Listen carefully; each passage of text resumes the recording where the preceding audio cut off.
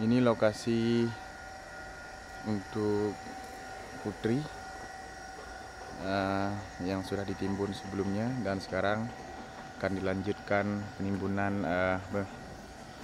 sawah yang sudah dibebaskan baru-baru ini, ya, sambungan dari yang sebelumnya di sini.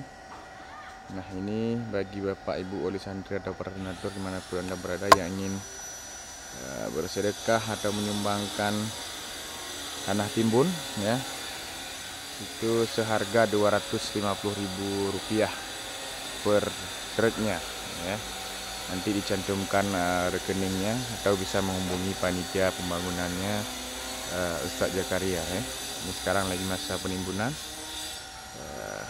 belum diratakan, ya, karena masih proses penimbunan.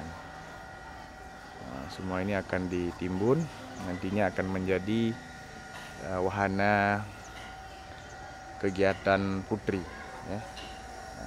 Ini semuanya asrama putri. Ini sementara dijadikan kelas. Ini gedung baru, ya. Ini dari lantai 1 sampai lantai 3 ini kelas putri. Jadi yang di gedung Cina sudah pindah ke sini semua, untuk menyatukan satu lokasi biar lagi nggak bercampur